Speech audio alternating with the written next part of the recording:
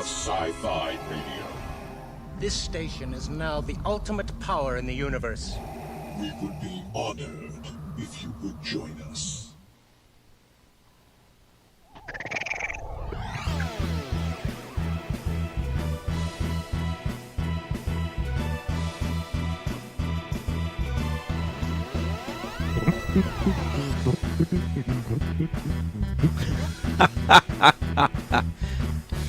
First in the chat is Kelly, who said, I put an alarm on my phone, so here I am.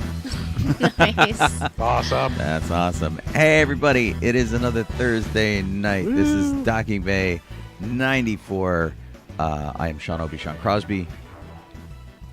This is Jeff Donoho. I'm Colleen Kaylee Crosby. And you are listening to us on sci-fi.radio, sci-fi for your Wi-Fi. That's a URL. Plug it right into the web browser of your choice. You can listen to us there. You can see news stories, all sorts of cool stuff that reinforces what we do here, which is the week. And Dawn is Geek. first. Sorry, Dawn is first in the First in Twitch. In Twitch. Right on. Yeah. Yep. Um, And Kelly got into Facebook before I even could get it started. That's pretty funny. Yeah. Yeah, she was Wow. like right on the nose. Yeah. You could be watching us on See if I get Facebook this one going. or on YouTube or on Twitch. Any of those things are great. And you can see our smiling faces when I switch us over to our smiling Eventually. faces. There you go. Smiling faces. Yeah. I can reload Twitch. How was everybody's week? It was hot. I was busy. It was hot, and then it cooled off, and then it wasn't so hot. yeah. It was very, very hot. And in fact, we And we don't yeah. even live where it's that hot. We observed the traditional California pattern of wildfires, extreme heat, and then earthquakes. Yeah. That's been the entire Yeah. weekend. We That's the week. yeah we It's have not the weekend. we have giant Huzzah. wildfires everywhere. We had temperatures up to almost 120 degrees, and we had earthquakes yesterday and today. Oh, we had That earthquakes scarf me. yesterday? Yeah, it's real small ones. Oh. But we had Yeah, some big today ones, too. big ones this morning. Today's, I noticed. I Yes. didn't think Sean had noticed because he was still snoring when I was yelping. Well, the alarm on our phones went off. Did you have an alarm on your phone, Oh. or was it just mine that rang twice? No, I got at least one on my phone Because I never heard yours. because I had because headphones. you had headphones in. But I had my iPhone. So first earthquake, which was in Malibu. It was north of Malibu, and it was they've downgraded it to like 4.8, I think, at this time. Yeah, I think so. Like 4. Okay. But And Malibu's like what, 5 miles from here? it's between 5 and 10. I mean, I It's- don't know. It's pretty reasonably close to us. Yeah. Malibu. It is. Sorry. Just as the crow flies is really what I'm thinking. So if you're using Google Maps, it's going to be considerably longer. Yeah, by Google Maps, it's 23 miles, Oh my God. which is insane because Yeah. it's not that far. Yeah. Because it's the Oh, wow. the bay that we're in here, the bayish cutout of the.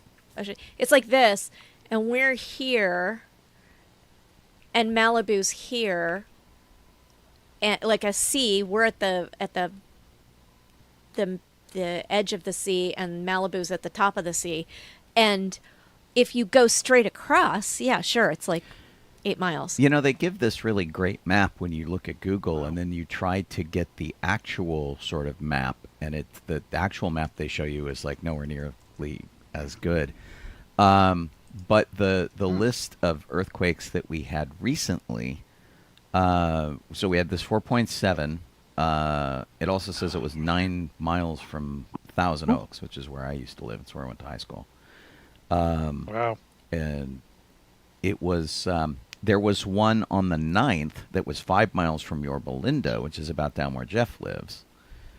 There was one on the 7th, and these are 2.5, 2.6. There was one in Ontario, California. Yeah, but I mean, unless you're sitting on top of the epicenter, is anything under 3 really worth mentioning? Yeah, I don't know. It really depends because I mean a lot of times if they're deep enough, you feel these things like farther away than you would imagine they would. Yeah, I was surprised that we felt the one. You know what's funny? Everyone reached out to me for that earthquake last week, where I was surprised at how far away it was that we and the size that we were able to feel it at all, and nobody said anything this time. You're right, exactly. Oh, I see. It was six miles north of Malibu. Alan says, howdy gang, and Vicky says she felt it in Whittier. Laura and Chris say hello. Talon Thorne says, howdy y'all. Frequent Falcon Flyer says hello. And the Lady That's Chris. 1066 says greetings. Cool. For and we also have Mr. Go ahead. Matt Tillard, too. Excellent. Hey, right on. Hey, Matt. Haven't seen him in a while. Anyway, it's so it's been really kind of interesting. It's real Wrath of God type stuff over here, and that the fires are terrible. Don, who's usually on here, there he is. He's very close to the bridge fire, I guess. The bridge fire is kind of crazy. Just a lot of stuff going on right now, and the heat just made it worse. And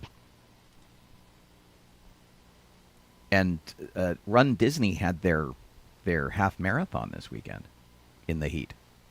I mean, it starts pretty early, but still, it was pretty warm by the time it was over. So Oh dear. My goodness. Well, I mean, I missed that one because I was so sad. early in the morning. Sad that you didn't go. Although you missed humidity at 4:30 in the morning. Huh? And of course. It was warm and humid at 7:30.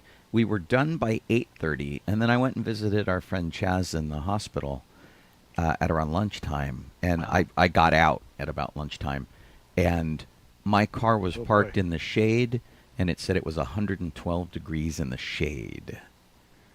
That was pretty gross. Yeah. Yeah. Yeah, see. But So I was glad I went to cheer on the runners. Yeah. I did. I was telling the story of the earthquake happened, and I was surprised that we felt it. The earthquake was bumpy but not sharp, so I could tell that it wasn't super close. Right. But about 30 seconds after the shaking stopped, my iPhone alert said, "You're going to have an earthquake." And I'm like, "Thanks, iPhone." And about 45 seconds after that, my Android that I just watched Netflix on, it went off and said that you're going to have an earthquake. It's only connected to internet. Yeah. It doesn't have any cell phone connectivity. Right. So it was yeah. it was very amusing, and I never heard Sean's. Yeah, I had my headphones in. And at the same time, is it the same time? Very close to the same time. 9, 12, 7. Oh, half an hour earlier, there was an earthquake exactly the same time in Japan. Wow. Exactly the same size.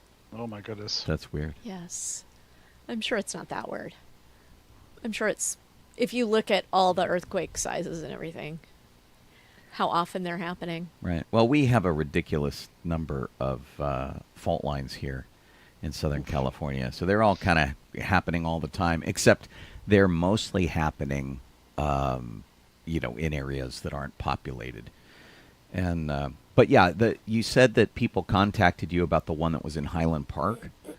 Highland Park, that's where it was. Yeah, it Yeah. was over near the museum that we used to live at.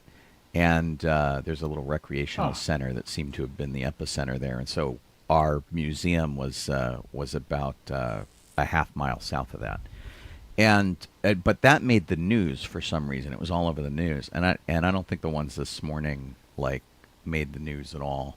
Because probably because the wildfires are a much bigger story. Oh, yeah. Than, the kind of earthquakes we get around here.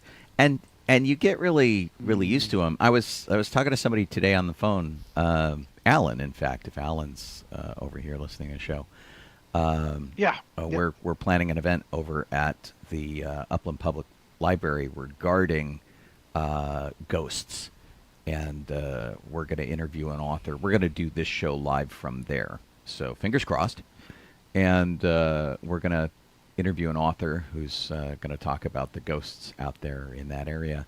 And it was really kind of funny because if somebody moves to California and you tell them about earthquakes and you've lived here all your life, they're like, oh, yeah, sure, earthquakes, whatever, yeah, no big deal. And then, but once they experience one, they're like, oh, my God, I see what people are saying now. And it's really funny. And we were applying that to ghosts, where if you don't have any experience with anything really unusual that's like sort of ghost-like kind of behavior that you can't explain, you're like, oh, yeah, sure, whatever. I don't believe in that stuff. And then something weird happens to you, and you're like, maybe there's something to this. So, a lot of people are Gotcha, affected gotcha. by the wildfires, too. So Yeah, Talon Thorne was talking about the winds and the smoke and the clouds. And Yeah. a lot of people that I know have been evacuated, but I haven't heard anything since hearing that they were evacuated. right. And Yeah. I believe that Don left his new house and went to his old house. He just moved here. Like, what a Yeah. lousy welcome wagon. That's We sent you a welcome wagon, but it's on fire. right. Oh, man. That's not fun. Welcome to Southern California, Don. Oh, dude. Oh, my gosh. And Talon Thorne saying that he was near the fires on Sunday. Yeah, so Yeah. that's pretty nuts. It's Yeah, a lot. My mother-in-law is right at the edge of them, too. But, there's no global climate change. No, not at all. These huge fires happening bigger and more frequently. Well, and I hear we can just put them out with nuclear weapons. Huh? And then No, you just put gotta them rape out with it all up. windmills. Right, yeah. Right. Well, windmills give you, like, elbow cancer or something. Cancer of the biceps. Right. So, Sean and I went to go see, in order to stay out of the heat, on Friday we went to the mall and just walked around the mall because it was too hot to be in our house. Now, our house, it was like, I think it was a high of like 90 here, Yeah. which, other people are like, you're being ridiculous that we don't have any air conditioning. There's no AC, and the house traps heat. So it was hot, and I felt fine about saying that until a friend of ours who lives, I think, in Riverside, mentioned that her air conditioning has been broken for kind of a long time, and so she rode this out in 120-degree heat with no air conditioning. I felt was really like, bad for her and her family. That was not cool. That's horrible. Anyway, we were uncomfortable, so we went to the mall. We weren't in any danger. Like teenagers. Yes. We hung out at the mall, and I can't think that we actually did anything exciting. We just hung out at the mall for a while and then came home. No, I think we went to Macy's and looked at their sad little Toys R Us setup, We did. which was a drag. The Disney store is gone in our mall. They took that out. Of course. Well, Every Didn't mall. they take all of them out? there's some outlet stores in the outlet malls now, and they're the only ones left. There's one in Camarillo, Ontario Mills, and at the Citadel. So we did that, but we didn't really do a lot. I think we looked at a new microwave because ours is sparking. Yeah. Oh, that's a problem. But then, and I can't remember, Saturday, we actually pulled out the inflatable pool. But Sean blew it all up. I scrubbed the whole thing down, which took forever because things were stacked on top of it. Yeah. So we got it all set up, and then I went, it's too hot to sit in the pool. And then when the sun went down, it was, I don't know. She put like So I never 2 actually inches of went in. water in it, which was really funny.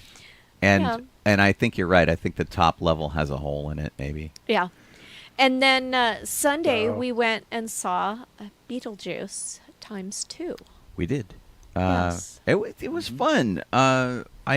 I enjoyed what they did with it. It was great to sort of revisit former characters and see where they are now. Catherine O'Hara is always a joy to watch her do anything because she's just nuts.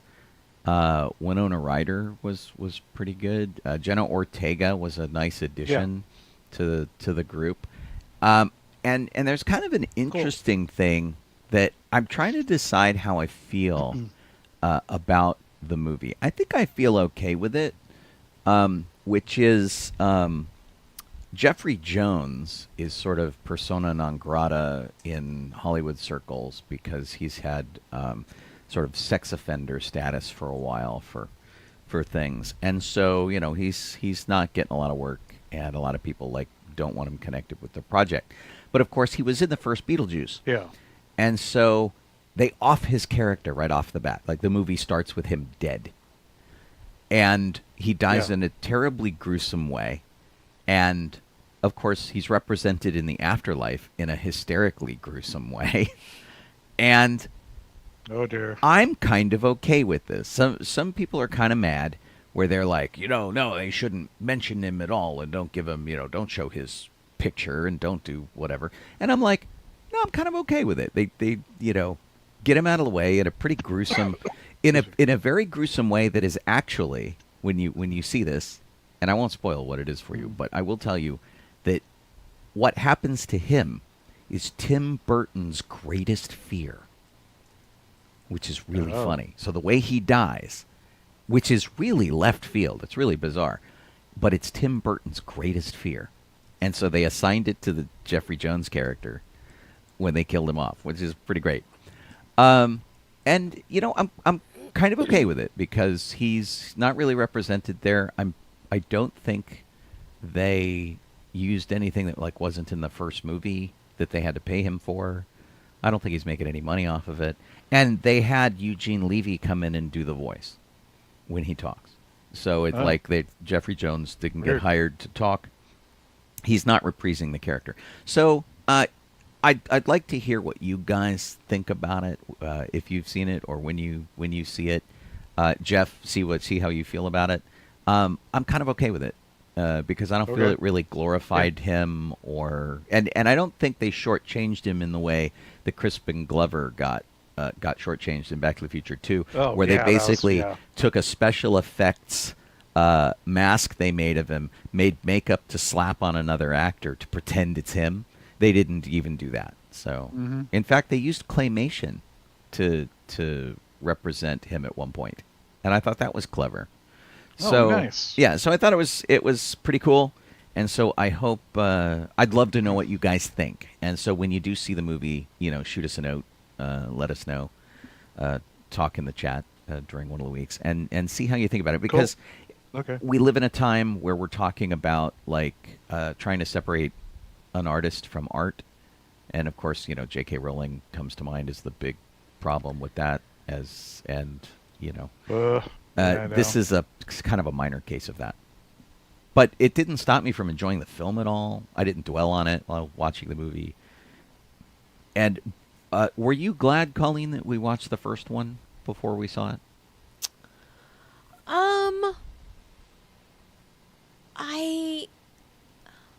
I think it helped me because when I saw this one, my reaction at the end of it was, that was just really weird.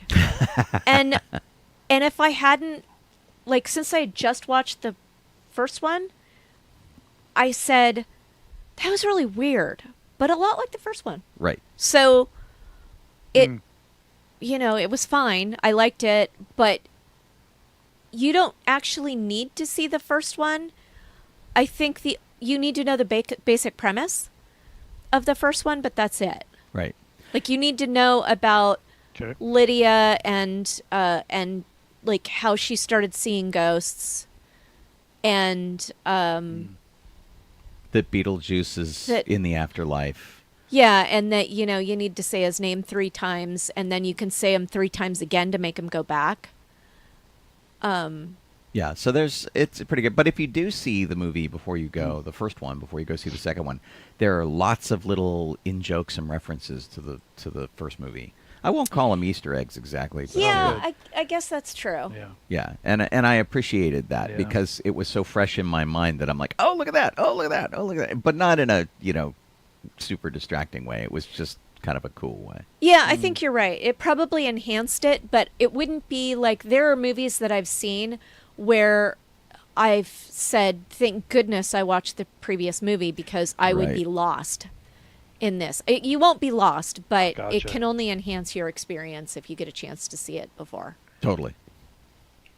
Okay. And we'll get Jeff's opinion next week when he sees it. Yeah. I enjoyed it, but it wasn't like I didn't come out of it going, oh my God, that was the best thing ever. It's not going to win any Oscars. Yeah. I think that the first Beetlejuice was so different than anything we'd ever seen before that it heightened it. Yeah. But we've seen Beetlejuice before, and so for this one, it didn't hit as high of a mark. Yeah. But it wasn't like the writing was good, the effects were good. So I think that was just it. It was more of the same, which is what you expected. And something I think Jeff will appreciate, the majority of special effects, not all of them, but the majority of special effects were practical effects. And so there's a lot of puppetry going on. There's a lot of stuff that they do in camera as opposed to just immediately leaping to CG. Okay. Yeah, it was fun. Well, I mean, the first one. Yeah. I give it a thumbs up. I say go see it. Yeah, I give it a thumbs up. I was sad that we didn't get ice cream afterwards, though. What'd you say, Jeff? The trouble I say the part that I'm gonna have trouble with is trying to keep it out of my mind that because I'm wary, I'm getting really wary of nostalgia movies, and so this hopefully I'll try to keep that out of my mind when I'm watching this because that's just where it's rolling around for me before I've even seen the thing. Yeah, but this isn't a typical nostalgia movie in that it is a legitimate time-appropriate sequel. I mean, everybody has aged. The right amount. It's basically you checking back in with these people. And that's a lot better than the sort of like, hey, remember 21 Jump Street was cool, let's make a movie out of it. Which is what I think of when I think of these kind of nostalgia things where they're like, let's just take a property that used to be popular and redo it. It's not a nostalgia thing, it's a sequel. Yeah. It's not a nostalgia thing at all. They don't go back to anything for the sake of going back to something. I mean, they like go back to the house because the people who own the house still own it. And there were some things that you were curious about going in. You're like, where is this character or that character? And they pretty much answered it very, very simply and moved on. Right. So they were they don't dwell on old stuff at all, and they don't do things where it's like, remember how this was so cool in the first movie? Here you go again. Yeah, they didn't do any of that. Yeah, there wasn't that's like that. Because and they didn't as go. As much as I like the Star Wars sequels, there was too much of that. I totally agree with you. They also Yeah. didn't do the thing Yeah, where it they was were like, literally remember the surveys. 80s wasn't that fun? There was none of that. Right. Okay. Yeah. Um, So yeah, it was. Okay. And I pretty feel good. like Cool. it Then I'll look leaned at it. pretty heavily on the relationship between Lydia and her stepmother, and also her daughter, and like the relationship between all three Yeah. of them. Yeah. So, although it was Okay. mostly Lydia with going in both directions, there wasn't that much interaction between, like there wasn't that much conflict between the stepmother and the granddaughter. Yeah, well, Gotcha. and I was listening to Jenna Ortega talk about it as sort of the new kid in the cast, and she was saying that she really sort of appreciated not just how the actors like Winona Ryder and Catherine O'Hara embraced her as the new person in and brought her into the family as a family member, but that her character Yeah. Astrid had a good connection with both Lydia and Delia as family. And it really seems pretty legit. Okay. Yeah, it did. You didn't look at it and go, that's forced, that's weird, that's fake. They really did seem to like They be definitely like a family. They definitely seem like family. Yeah. Okay. And that was cool. Yeah. Okay. And Willem give it a Dafoe is shot. in it. Monica Bellucci is in it and chews some scenery. She's really great. Justin Theroux. There's some pretty good Is she people. related to John Belushi or Jim Belushi? Who? Belushi. Never mind. Bellucci. Yeah. Not at all. I'm going with no. Yeah. Duh. Yeah, but I haven't seen Monica Bellucci in anything. I have no idea who she is. lately. She was in The Matrix as a character called Persephone, which is really the thing I sort of know her from. But she's done like 85 projects, and but nothing really that we have seen. So, but she was like the hot woman du jour for a while, and she was like just in Yeah. in everything. Okay. I guess I don't pay attention to hot Yeah, women du jour. Last place I saw her was on a 007 film. So Oh, okay. Well, she's an Italian actress, right? So largely a lot of Yeah. the projects she's been doing have been Italian. Although she was in the 2017 edition of Twin Peaks, apparently, and I Oh. don't remember her from that. Huh. Also, Yeah. apparently playing herself, which was weird. All That's right. pretty weird. So, Jeff, you didn't talk about anything. What you want to talk about? No, birthdays not at and, all. Yeah, what'd you and do? all that other stuff. Where do I start? Yeah. Well, Saturday we beginning. went to this North Santa Ana. It's the fancy part of town, Santa Ana, whatever you want to call it. And it's called Floral Park. So they have a garage sale every now and then, neighborhood garage sale. So we went to that, and it was just we were done fairly early with it because it was the heat was just getting oppressive. But people did find people did find a few things to get. Like Owen got a little one of those those corner breakfast nook benches. It's like a L-shaped bench for Okay. breakfast for your kitchen. Right.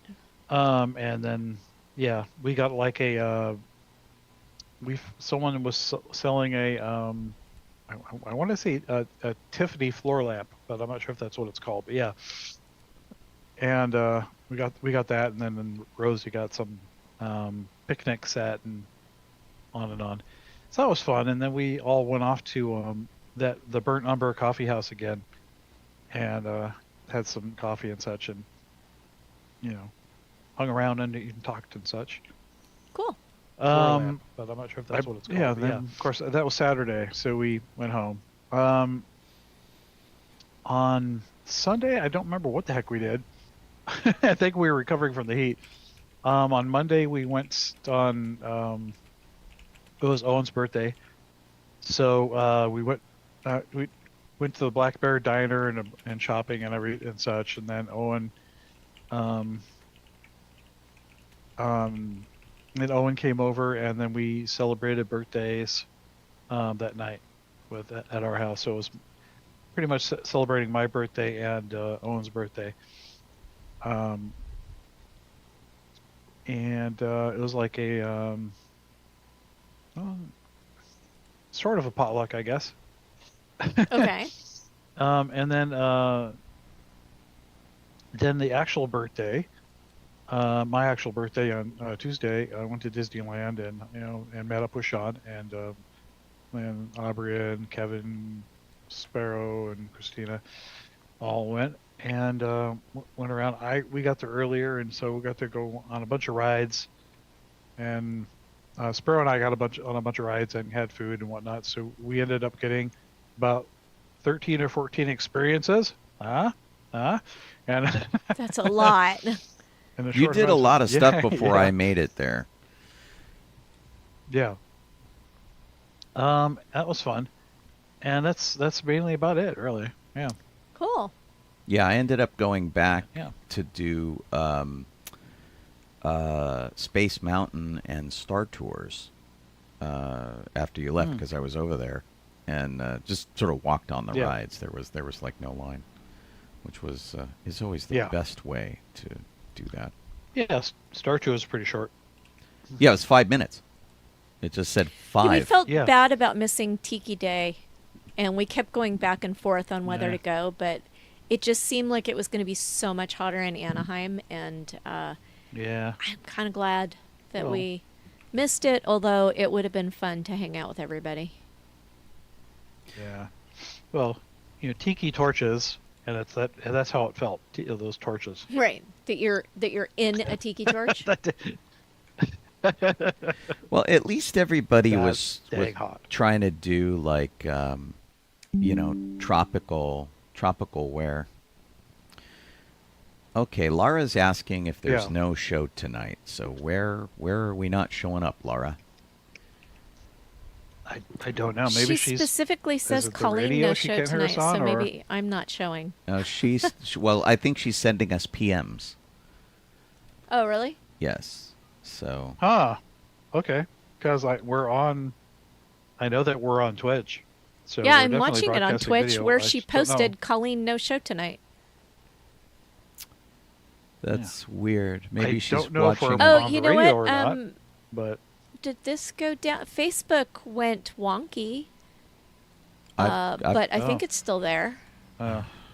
Yeah, Facebook's still there. I see Mella's listening. Hey to Mella. Yeah. Weird. I think that we got Lori. Right? Hey to Lori. Right? Lori's here listening, and Kelly. So yeah. Right. I don't know what. I don't know who else. David. Oh, Talon Thorne we says did we're miss not on the David, too. radio. This happened to us last time. What the heck happened? It says that we are here on air.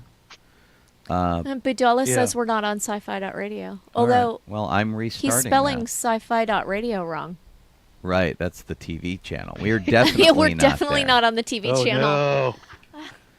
All right. Well, I'm I see. Go, He said he dictated it. and I'm gonna check us out. And well, it's terrible that the dictation picks up the TV channel. Right. Yeah, that doesn't sound like us at all. Why are we not connecting? Because I know we connect in the morning with the same setup. I'm never that high pitched. Lori said she lives a mile southwest of Disneyland, and it was 107 degrees on Monday. Just that being at Disneyland always seems like 10 or 15 degrees hotter than the actual temperature. I'm a mix. Because it's all that concrete, it just makes the heat worse. Oh gosh, yeah. So, not a fan. But it was nicer on Tuesday, right, Jeff? Disneyland was nicer on Tuesday? It was actually cooler. It was like, I think it only made it to like 90 at one point. That's about as hot as it got, which is a funny thing to say, but as hot as it got was 90 and it started going down 90 again. is nice. Although I heard Yeah, so people were not bad. saying today the crowds at Disney are really bad. Huh. Well, today. Not that bad for us. All right, there we go. Today, We're, maybe. we're finally No, on today. sci-fi.radio. People Okay. are I'll grab saying something. that today was really bad at Disneyland. Yeah. Well, and Jeff's gone. Yeah, he said he'd be right back. Okay. Well, I'll wait to say what I was going to say. Okay. I have the radio fixed, I think, Excellent. for whatever reason. I don't know why it won't let us on, but I seem to have to restart the mix stream? program. But Oh, the mix. but Oh, it yeah. worked this morning when I did my morning show. So Well, everybody says we're on now as well, Okay, so good. Oh, okay. that is good. I was going to say, Jeff, we went to Disneyland on the wrong day. Oh, no. We should have gone on Wednesday because Disney did a big Make-A-Wish Foundation thing in Galaxy's Edge where they had a lot of people playing characters walking around. And man. they had a Kylo Figures. and Rey fight on the speeder garage. Oh. And so they had a big Wow. sword fight up there like they did when they first opened the land, and we all thought they were going to do that all the time. Okay. Yeah, it was really, really very interesting. So, and so people who were just there to go to Disneyland were Yeah. be able to, benefit from all these other characters walking around and Yeah. whatever they were doing for Make-A-Wish. It's still very nebulous. Nobody's really had a good description of what they actually did. Oh. But yeah, it was kind of Yeah. fascinating. But yeah, I saw pictures. Don, Yeah. he was saying that the crowd was at 50% on Sunday. I saw pictures Yeah. where the park was at ghost town, and people just Oh, walked dear. onto everything on Sunday. But you also, had it was the heat. right. Well, and so we Yeah. have a friend who has worked at Disney for about 40 years, and she's she loves events like this, big things like Tiki Day and Life Day and things like that. And she's like, "Hey, if you come in, come see me, and we'll hang out, and it'll be great." And she sent me a note at like 10:15. She says, "We did the group picture. We're out. It's just too hot." And Yeah. I don't know anyone who loves Disney more than she does. And she's just like, "I can't handle the heat." And sometimes weather really impacts your enjoyment of the day. Colleen and I went for a Thanksgiving one year, and it was like really awful. windy and kind of rainy and just Kind of. It was pouring unpleasant. so hard that it didn't matter whether you had umbrellas or not or raincoats. You were just soaked. There was nothing you could do, and there was nowhere Yeah. really to go in to get out of it. So, and it was cold rain. So we ended up. It was Thanksgiving Oh. Day, and our plan was to eat at like the Plaza Inn. Plaza Inn or something like that. But we were so wet and uncomfortable and cold that we went home and ate frozen pizza Yeah. for Thanksgiving dinner. Oh, Yeah, it boy. was seriously sad. And for us to leave Disneyland, it's crappy. Huh. It's a bad day. So Yeah. But yeah, to those Um, people who braved it, like our friend Eddie, he's a Jungle Cruise skipper. He posted like all of these pictures of absolutely everything, and he had a blast. But he also was like, "I'm dying. yeah. It is so hot." All right, Well, I got- so I got this guy Right. from Galaxy's Edge, which You're, I think if you let's see, if you squeeze next to- here. Yeah, there you go. You have to put him like right I up guess you next pet to him, your it makes mic, I noise, too. think. Yeah, we can't hear him. Hear it? Nope. No. Nope. I Dang. think Zoom's blocking him off because it's registering him as an animal. Probably. Yeah. And they're like, Hey, it makes little funny noises, but yeah. yeah, he's very growly. Little next to. Yeah. It's cute. Yeah. so should we move on to Star don't know. Wars? Okay. I think I'll name him Oz or something, or Skeeve. I'm not sure which. Ski? Huh?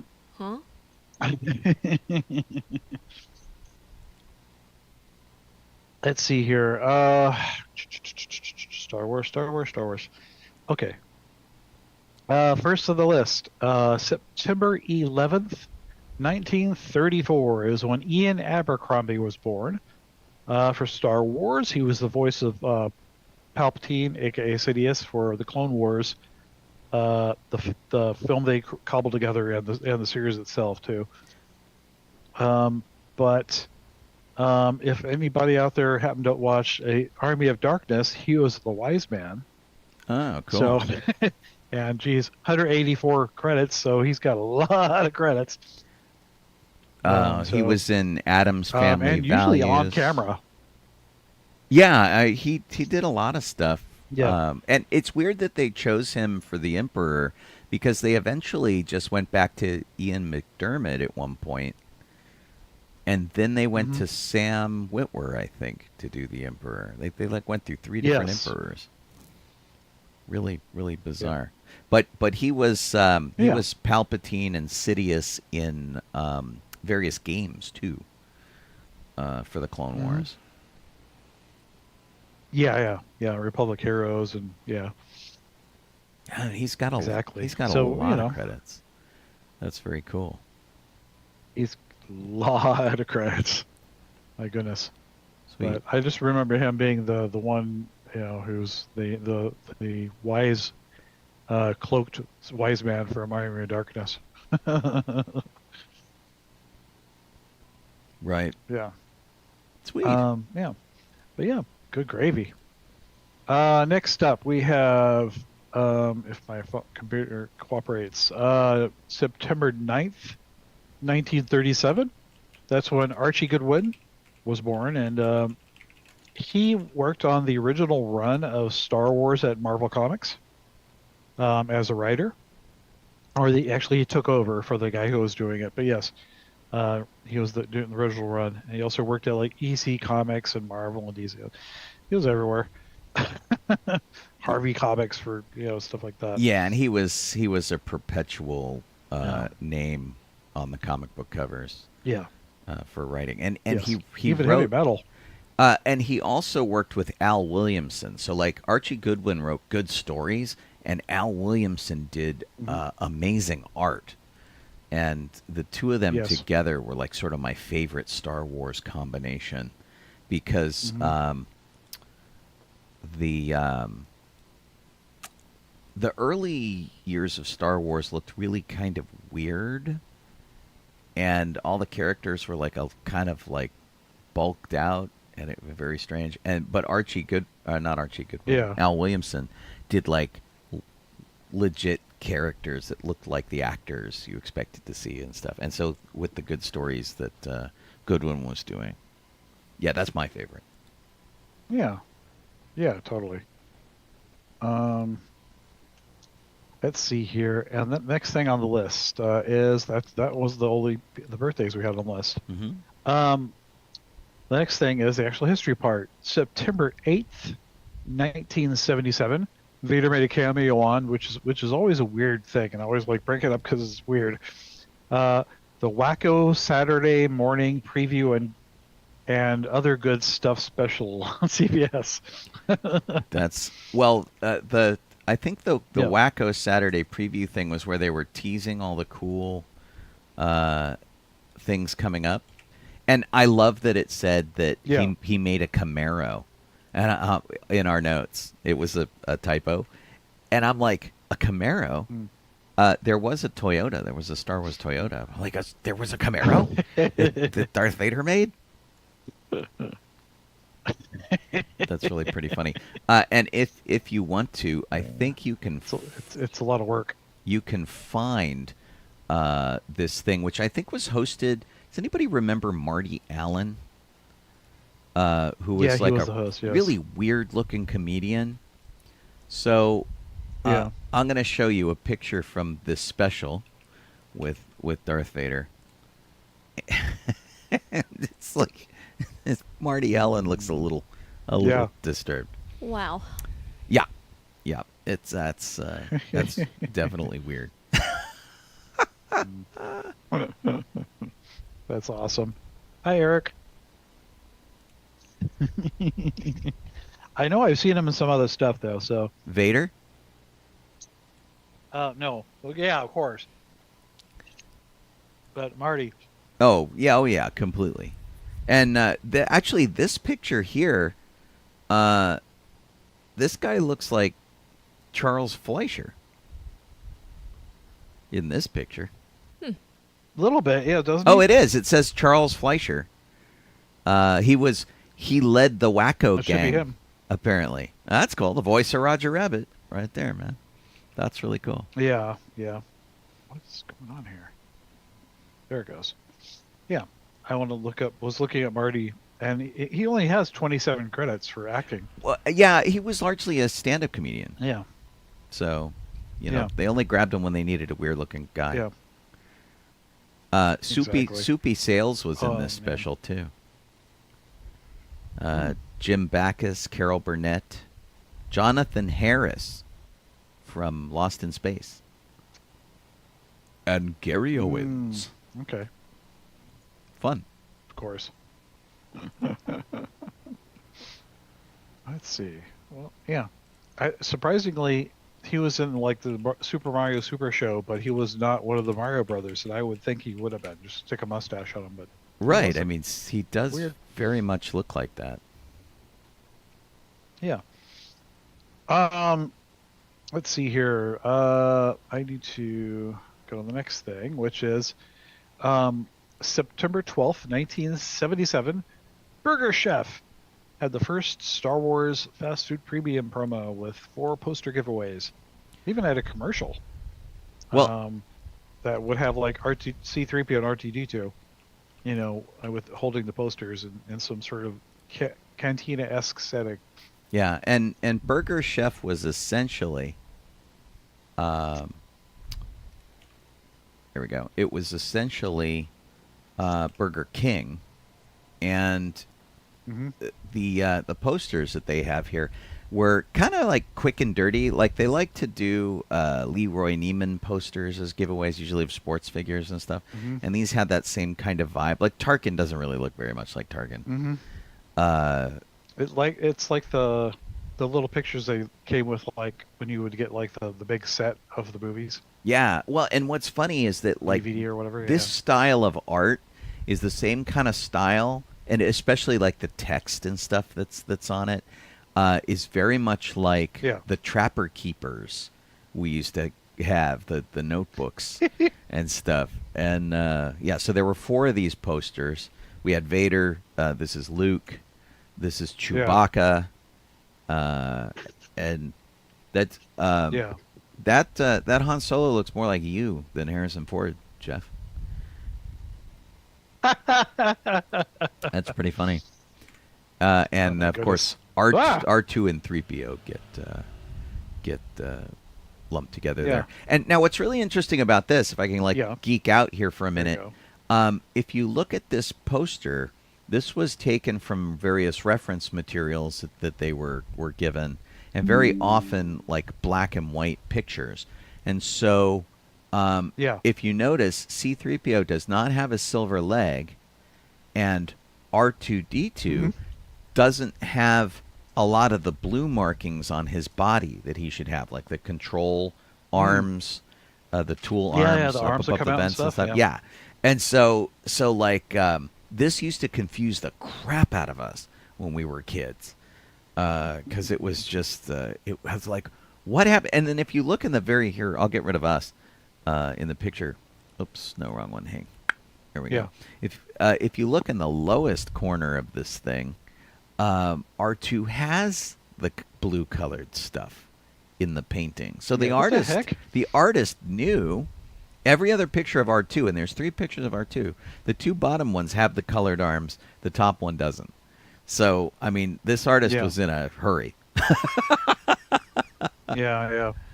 I put a I found the commercial, so I threw it at our at our messenger if you wanted to see it or not. But my goodness, yeah, let me go get it. Hang on. Here we go. Here's the messenger. I've never seen this. R2-D2, hurry up. Hello, welcome to Burger Chef. We'd like a Star Wars poster, please. I knew it. Well, all you do is buy a large serving of Coca-Cola for 49 cents, and the poster's yours. R2, look, it's us.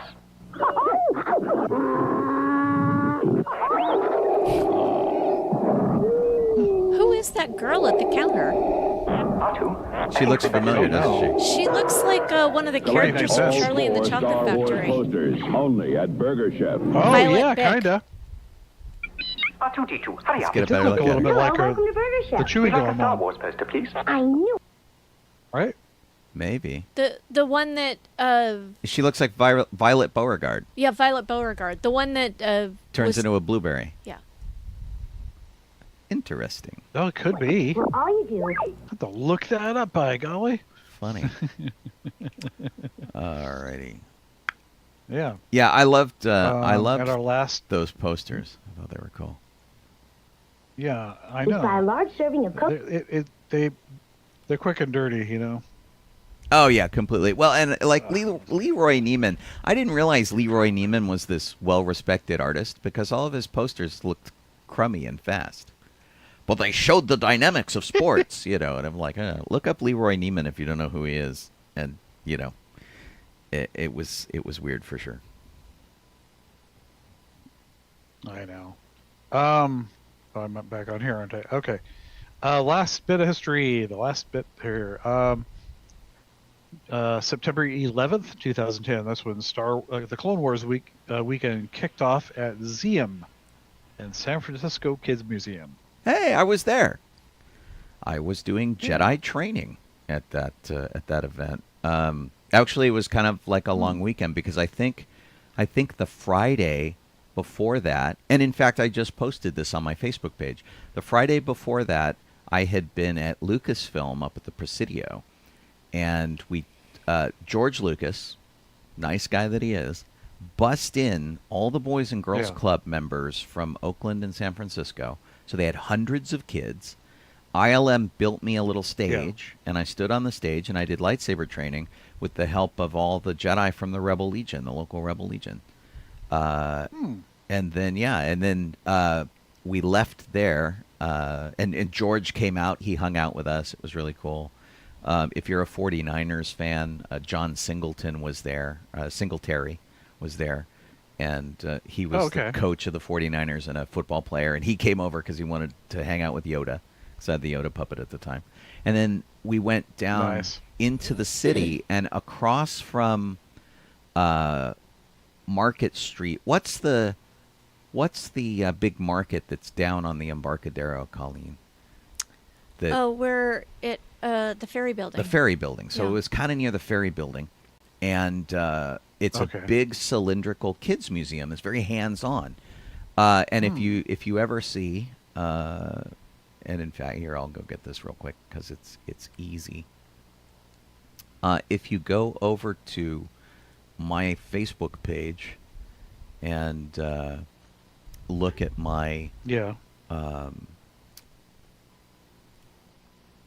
profile pictures, one of my profile pictures is at the Zeum, and it's a picture I absolutely love. It's this one. And so we were doing training for the kids, and it was connected to the Clone Wars. So I was wearing Clone Wars armor. There we go. And we had so much fun. And the guys up there, it's what is it, Endor Base and Golden Gate Garrison. We just had so much fun for the weekend hanging out. We put the H-wing on display, really fun. And the people threw just a terrific event. And yeah, it was really neat thing to be a part of. So it's fun that it turned up in the history. That's really cool. I didn't read through the history. We did it, but gosh, I can't believe that was like 14 years ago. Man, feeling old. Wow. Feeling old.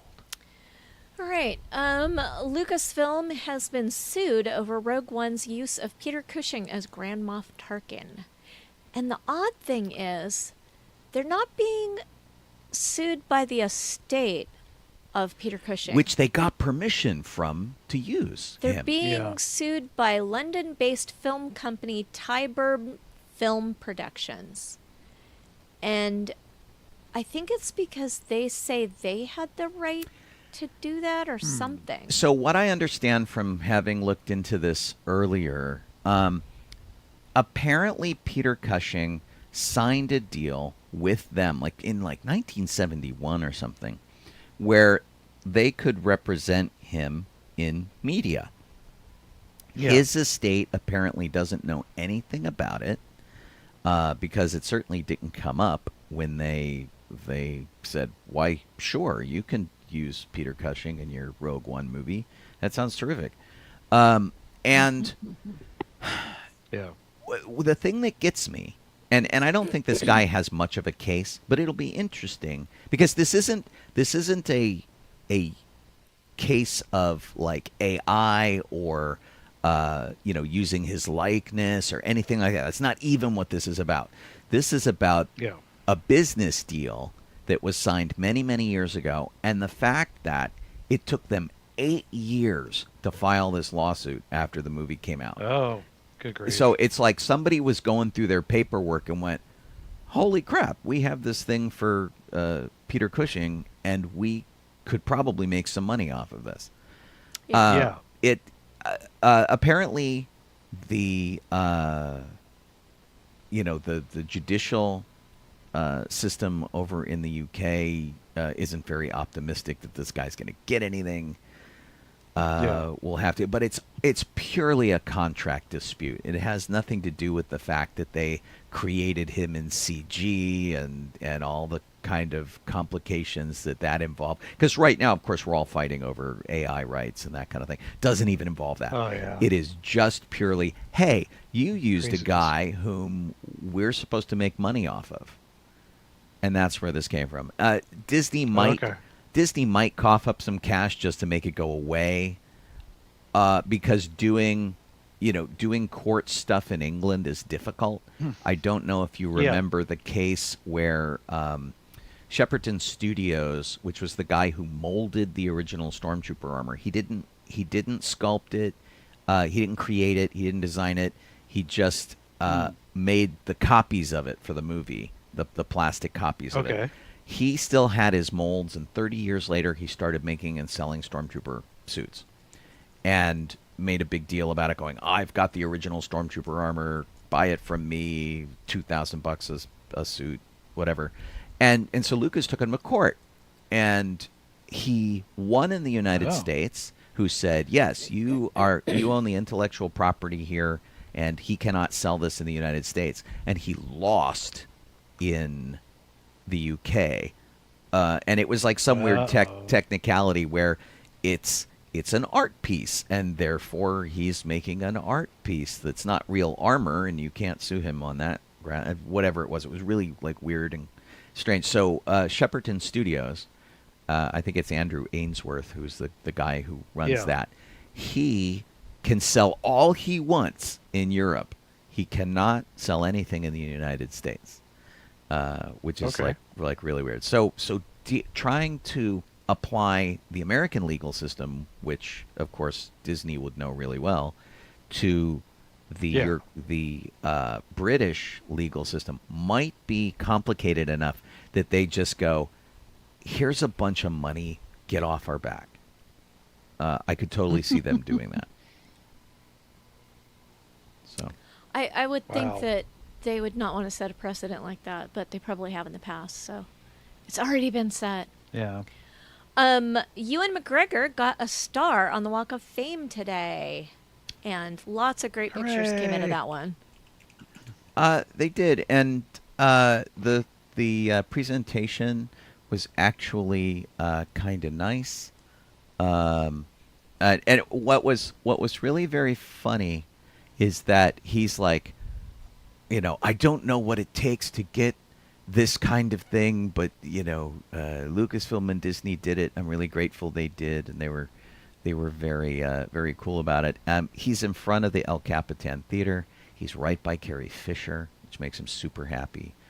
And so it's. I was tempted to try to go down there, but I knew it would be a madhouse, and apparently that was the case. They had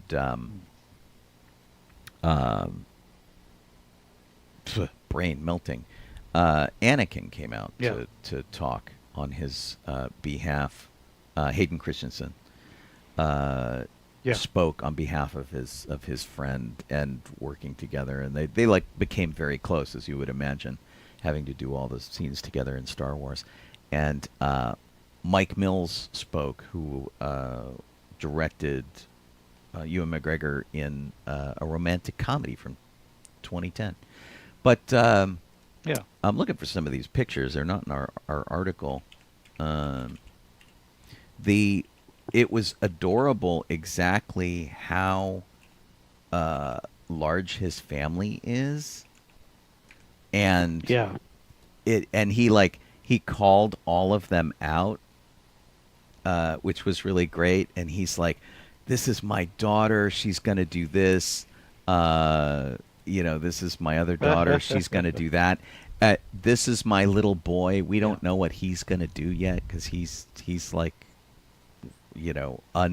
unspoken for. He's like, he hasn't decided what he wants to do." Yeah. It was really great. So here's the whole family there, which is really great. His 4 kids, and the little boy, of course, just like would not sit still. He was just a little sort of ball of energy. And what was really funny, the guy who was hosting it on behalf of the Hollywood Chamber of Commerce could not remember Ewan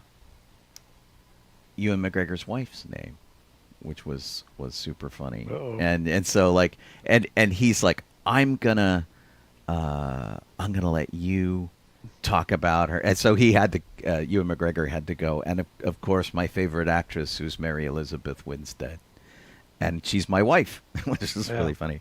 But his kids start out normal with normal names. So he's got Clara and Esther, and then he's got Jamyan and Anouk, which is pretty funny. That's awesome. But anyway, it was a really terrific ceremony. It's up on walkoffame.com, I think, is where you can see it, and it's worth watching. They're short and they're neat, and it's just I've had the opportunity to talk to Ewan McGregor in a normal situation. I ran into him at the motorcycle store down the street from here while I was looking for some costume pieces, and didn't let on that I knew who he was, which he's got to assume everybody knows who he is. We didn't talk about Star Wars. I made certain he didn't look out into the parking lot to see my car. We talked about motorcycles and stuff. And he was just super nice, super cool. And he was equally as humble receiving this award. He was like glad to have it, glad to be recognized, pleased that his family was there, pleased that people he worked with were there. It's just the nicest guy. And good. I'm really glad that comes through when he's doing stuff like this. And yeah, it's really, really very cool. So, and he's married to Hera, Nice. So it's, Yeah. how bad can it be? It's a good life. Right. Yeah. Exactly. His I was very tempted. He had an Aston Martin up for sale, cheap. He was getting rid of, and it was tempting to buy it just because it was like Ewan McGregor's car. But I needed something more reliable. Just All pretty right. funny. You want to get on the rest in peace section, 8 o'clock. John? I will, but first let me jump in and remind you guys that you are listening to Docking Bay 94. I am Sean Obi-Shawn Crosby.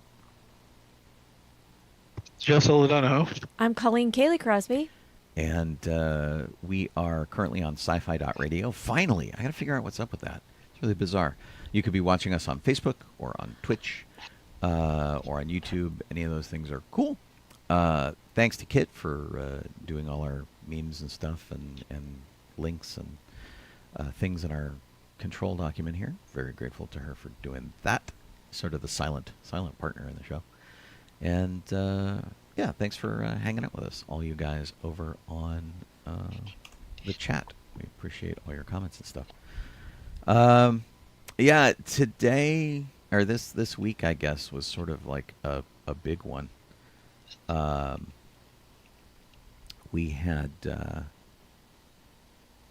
some kind of big people die. So let's see.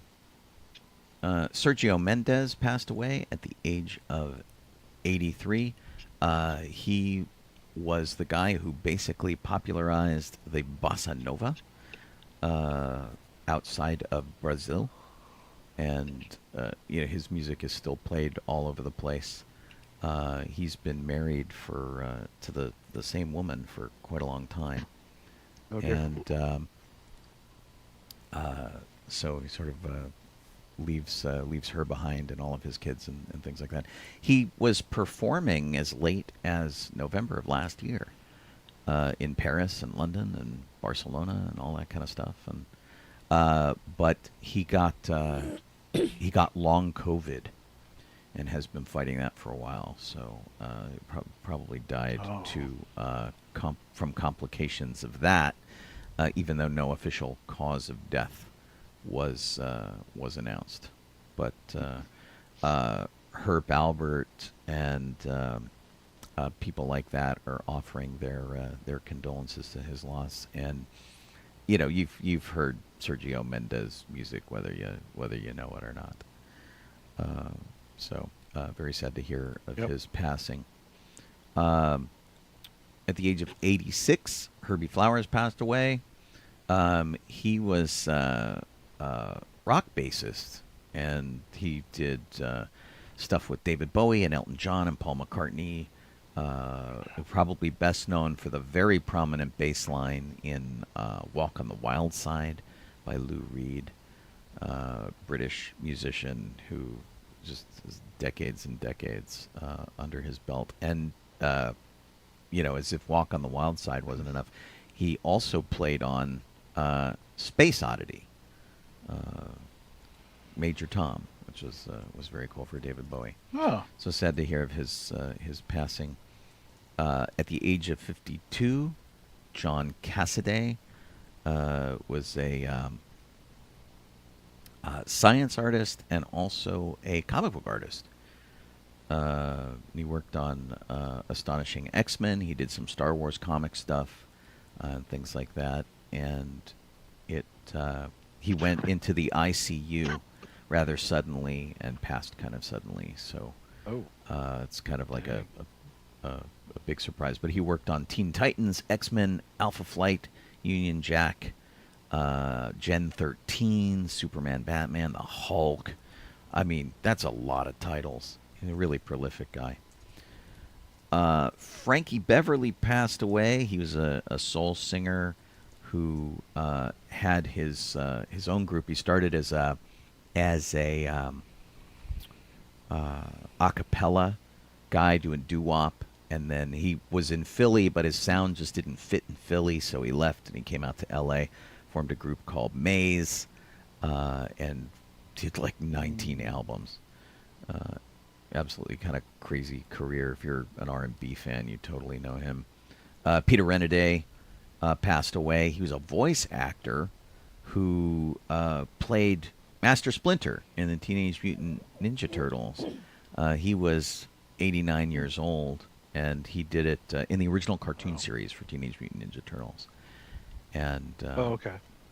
So if you watch the cartoon, he also provided the voice of Abraham Lincoln at the Hall of Presidents for Disney, Walt Disney World. Wow. Yeah. So, and he was That's pretty good. He was also Henry and Max, but Henry in the Country Bear Jamboree.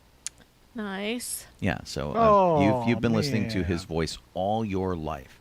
The Aristocats, The Rescuers, Black Cauldron, Scooby-Doo, Alvin and the Chipmunks, The Real Ghostbusters, Batman the Animated Series, all sorts of stuff. And then he did live-action stuff like The Computer Wore Tennis Shoes, The Love Bug, the TV show Combat. He was in the Apple Dumpling Gang Rides Again, a bunch of stuff like that. So that was sad. And then, of course, the 800-pound gorilla, James Earl Jones, Darth Vader. passed away at the Yeah. age of 93 after a phenomenal career. Started as a stutterer in high school until his teachers made him read his poetry in front of the class. And when he was focused on something like that he had written and that, had rhymes, did whatever, he could get over his stuttering. He was encouraged to go into theater, and he was in theater for 60 years. He started in 1958 at the Court Theater, which was recently renamed the James Earl Jones Theater in his honor. Oh, wow. Of course, he was in Coming to America and the sequel, Coming to America, as King Jaffe Joffer with Eddie Murphy. He was Mufasa in The Lion King, Hunt for Red October, Patriot Games, Clear and Present Danger, and Dr. Strangelove, or How I Learned to Quit Worrying and Love the Bomb, was sort of his first movie role, which was pretty cool. Conan the Barbarian, Field of Dreams, blah, blah, blah, on and on and on. James Earl Jones had so much gravity to his performance that there was like nothing he couldn't do. He kept doing baseball movies, but he didn't like baseball at all, which is really funny to watch. The movie that I first remember seeing him in was the Bingo Long Traveling All-Stars, where he had to play baseball, but he didn't like baseball. Anyway, and all sorts of tremendous stuff. He's an EGOT. He won an Emmy, an Oscar, a Grammy, and a Tony. And Wow.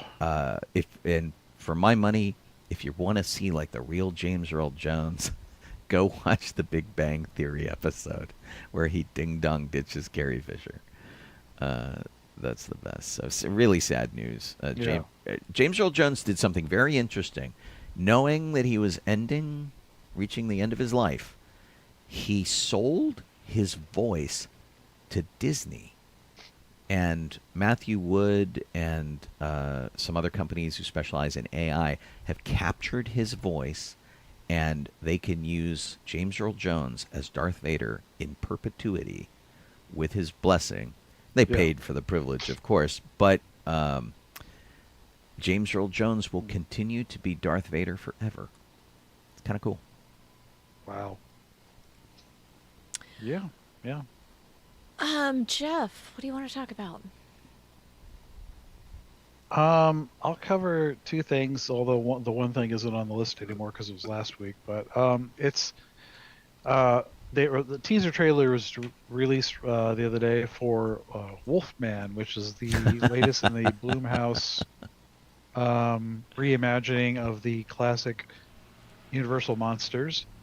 They've already done like the Invisible Man, so this is one of the latest one. And there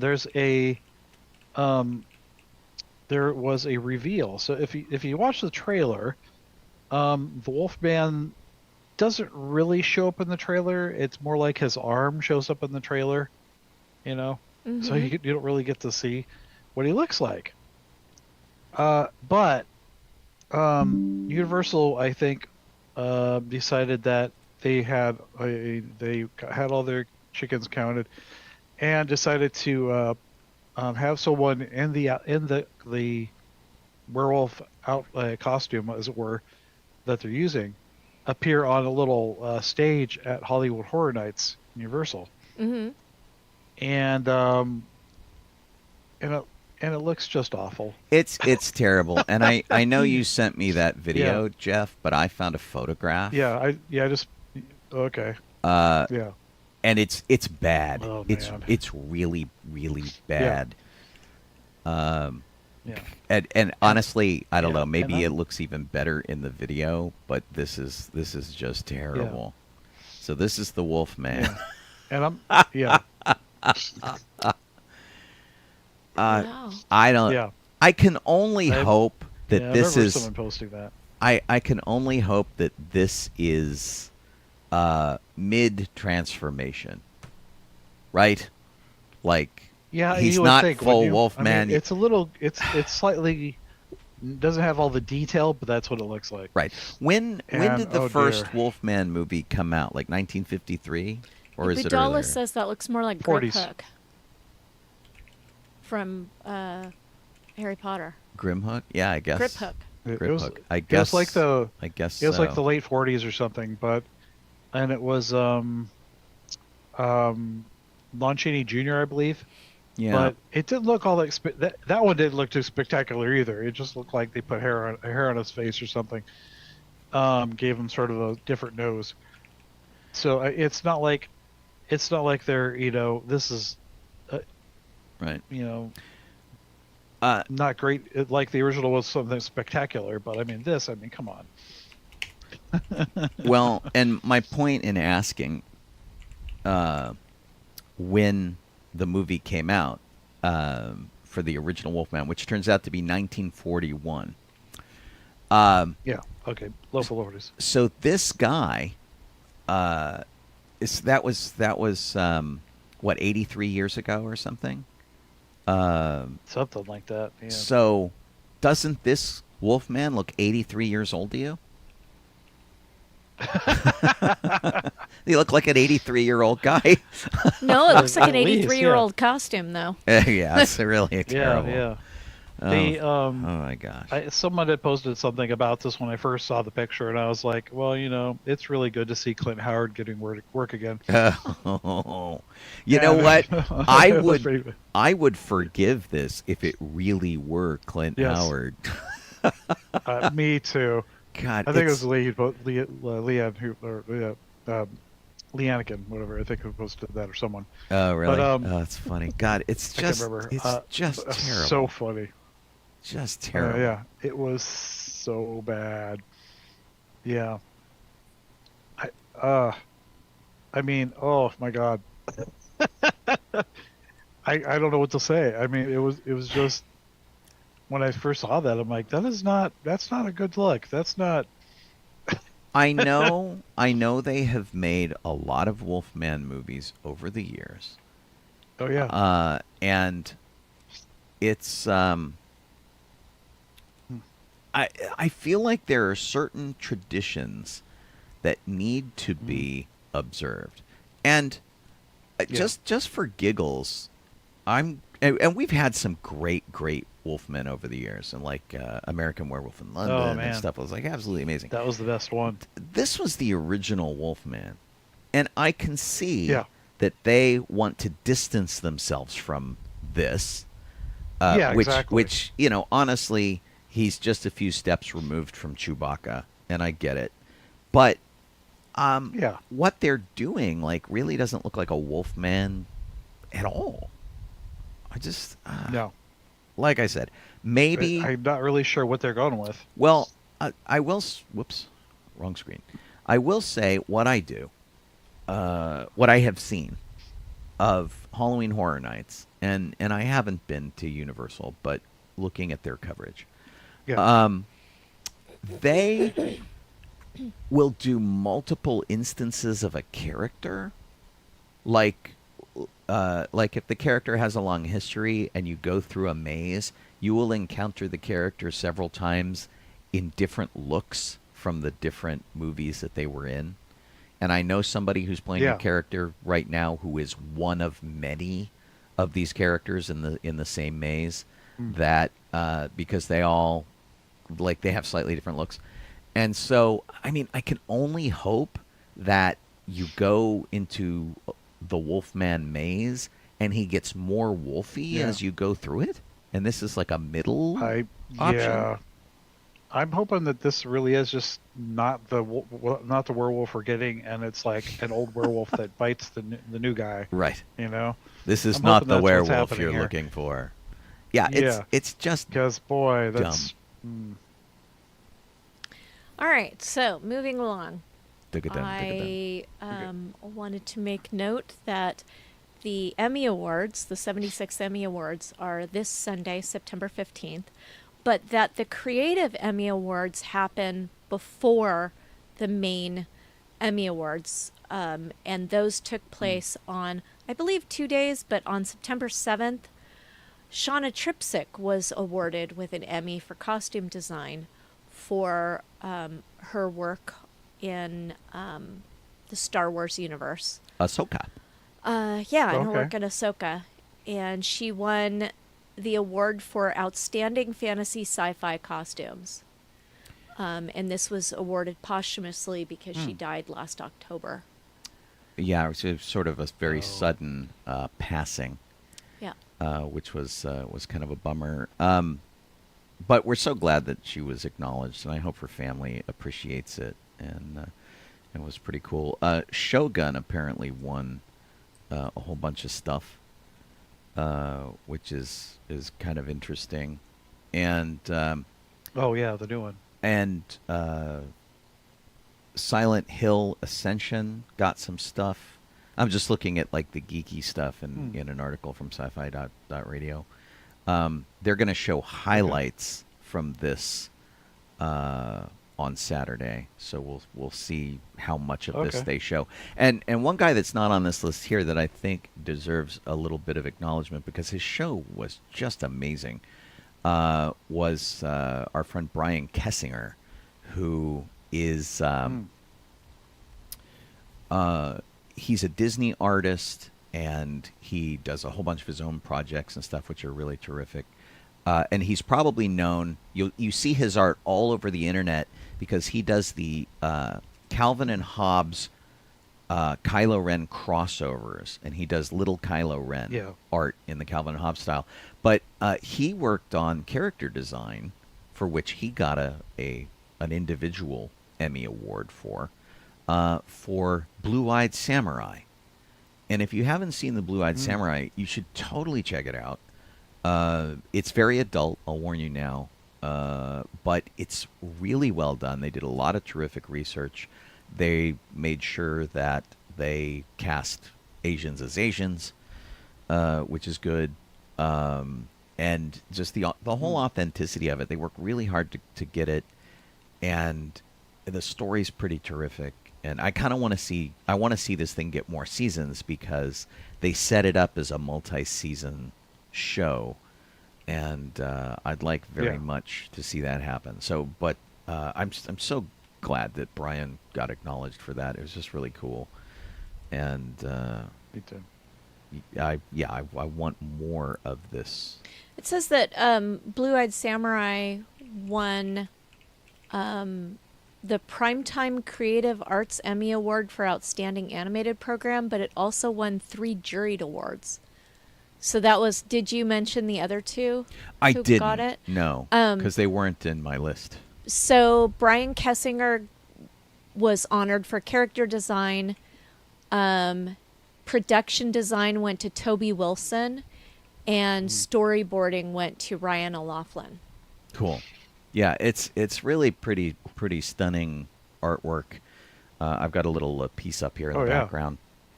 Highly recommended. It's very violent, so if you are someone who can't handle violence, it is maybe, of course cartoon violence, but there's a lot of blood.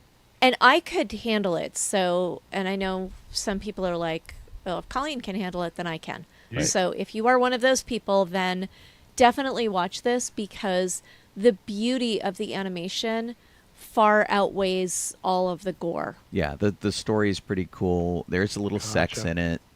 It's definitely for adults. Oh, yeah, I forgot about the sex. It's not like Samurai Jack or anything like that. It's not very cartoony. It's very grounded in reality. But it was amazing. Okay. It was a really good show. So if you're looking for something to watch, you haven't seen it yet, you should check it out. Yep. Sean, did you have something else to talk Nice. about? You were. Let's see. We mentioned that the Pixar Putt is coming to a mall near you. This was a thing that was at D23, and it was sort of like a miniature golf experience. And so they're going to take these various golf holes that had, Toy Story and The Incredibles and Monsters Inc. and Coco and Wall-E and things like that, do this 18-hole mini golf game. and they're going to plug it into a mall in Long Beach. It's the second and PCH shopping district. I don't know if this is like indoor or outdoor, because this is the shopping area has a lot of like outdoor space too. I think it's over by the convention center where the Long Beach Comic-Con happens. But It's not cheap. it is not cheap, and it's got pretty limited times, like 3 p.m. to 8:30 p.m. on most days. It actually the closing time that's the last tea time is 8:30 p.m. Right, because so it officially at 10 closes p.m. at 10. Yeah. But it's $25. That's the base ticket. There are family 4-packs starting at $100, which is 25 times 4. So I'm not sure what's special about that. But Nice. tea time starting after 7 p.m. You have to be 18 and older. Wow. So Monday, Tuesday, they open at 3. Wednesday, Thursday, Friday, Saturday, Sunday, they open at 10. And then they close between 8:30 and 9:30, being the last tea time on those days. I'm looking at this shopping district by map, and like I don't know where they're gonna put this unless there's like a big empty swath of. I mean, there's a lot of land that doesn't seem to have anything going on, but a lot of it looks like it's a chemical spill. There's a Gelson's and an In-N-Out and a Whole Foods and Trader Joe's. I mean, there's a lot of like. They're recommending stores. that you buy tickets in advance because the events in Washington, D.C. and at D23 sold out. Yeah, it was super popular. I didn't know they did it in Washington, D.C. That's interesting. That's what it says, yeah. So they must have moved it from there to Ke- D23 in prep of bringing it out here. Kelly says it's by the marina. It is by the marina. That's true. And unless they put it in parking lot area, I don't see any storefront areas where they could really put it. Yeah, I don't know. But yeah, the marina is in fact right there. So it's farther south. It's farther south. than I thought it was. So Right. 'Tis interesting. But I mean, it sounds like fun. Yeah. Especially if you were to have, like, a Woody costume, Jeff. Right. It would be fun, Disnerds, to go as a whole group of people dressed in Pixar costumes. Pixar-inspired costumes. Yeah. I'm going to be the lamp. I just need a cone of shame. Right. Jeff, what do you want to There talk you go. about? I'm kind of bummed about something, and Sean just highlighted it. You could talk about it. So I really liked these restaurants, but they're only up in LA. There's none down here, and now there won't be. But yeah, Kevin Hart is closing his the Has Hart House, closed. all his restaurants is down for, I guess, basically for cost. Like getting too expensive. It was Pretty much is the main reason there. it was a chain of vegan fast food restaurants that had an alternative for Yeah. people who want burgers and chicken and things like that. So And if you listen to this show for a while, you know that we would go there before the show when Jeff would come up, and it was the first restaurant that they put in. It used to be a Boston Market, and then Kevin Hart took it over, and it was not a bad place, and the food was pretty decent. They didn't do Beyond or Impossible. They made their own formula of fake meat. It wasn't bad. I'm a carnivore. Yeah. Totally, and I liked it. I thought it was good. They had some fun kind of things with it where you could get tater tots and stuff, and had decent sodas and whatever. And it's just, I wonder, they must not have been that profitable for them to just sort of drop the Well, and guillotine on they it. had 4 locations, and they all just Yeah. closed basically without notice on September 10th. So They- 2 days ago. They slammed just- closed. Yeah. It was weird. Yeah. And the article is in Eater Los Angeles that talks about it, and it's talking about how not only did this close down, but also Shake Shack closed down, but at the same time, California has got a significant boost in fast food jobs. Right. So they're hiring Yeah. more people, but closing more restaurants. So Right. it's interesting. And just to clarify something, Yeah. we've had like 5 Shake Shack locations shut down. The chain hasn't shut down. I'm sorry. 5 locations. Because we were talking about how Heart House shut the entire chain. I just wanted to make sure people understood that Shake Shack wasn't closing down. Right. They just closed. Yeah. And like, for example, Shake Shack closed one of their restaurants in Culver City, but there is another Yeah. Shake Shack in Culver City. Right, So at the mall. They Yeah. closed one of their 2 restaurants in that area. So they're just Yeah. downsizing a tiny We bit. have a lot of hamburger restaurants We do. in SoCal. We've 5 Guys moved in. Oh, of course. In and Out is a staple. We still have one of the, if not the oldest McDonald's in the country, is still here in Downey. Yeah. We've got Fat Burger. Did I mention the Habit yet? The It's Habit's too really bad good. that one of the few vegan places had to close down, though. Yeah, and I don't know if that's every Yeah. time we went in there, Jeff. There were always people in there. Oh yeah, it wasn't like it was empty. I'm just wondering if it was but- just too expensive for the rent and stuff, because the Japanese fast food place we used to go to, Sansai, closed down on the corner here because the rents were just too high. They were always busy, Yeah. but apparently they weren't making enough I mean, money to pay the rent. It was like the post-pandemic and everything else, and just expenses getting higher with like for what they're selling, like the material cost. Yeah. That's what they said. So I And- don't know.